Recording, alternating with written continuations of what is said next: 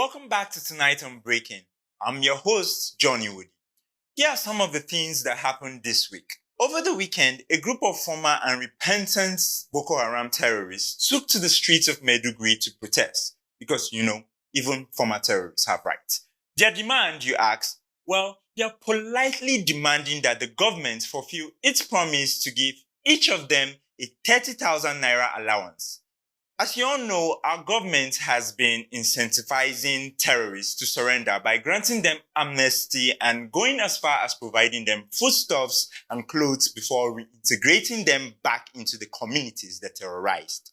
Over the course of the past 7 years, nearly 7,000 members of Boko Haram have surrendered to the Nigerian authorities and renounced their membership of the terrorist organization. According to one report, some of these reformed terrorists who were promised 30,000 naira by the government took to the streets to riot over non-payment.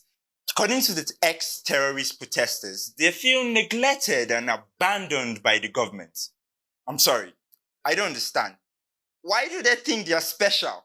Just because they killed, kidnapped, and ravaged communities for years, they think they can just come back as civilians and expect the government to keep its promise. We all have been waiting for the government to keep their promise to pay their 30,000 naira minimum wage they promised us since 2019.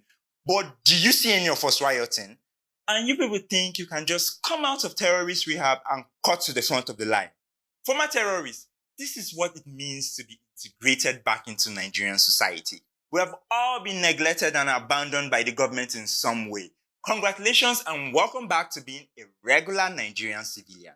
Also in the news this week is a riveting drama about a leaked memo. About 2 weeks ago, a memo went viral. It was a security alert released by the Department of State Services, the DSS, warning of a potential bandit attack on the Abuja-Kaduna Train Service. That alert was issued to the Nigerian Railway Corporation and it was not meant for the public to see, but the public did see it. And this week we found out how that might have happened. Pascal Nolly, the manager of the Abuja-Kaduna Train Services, was arrested by DSS for the alleged leak. The memo, which is said to contain detailed sensitive information about the attack, was addressed to the managing director of the NRC. And it was stressed in the memo that if the letter were to leak, it could lead to arrest.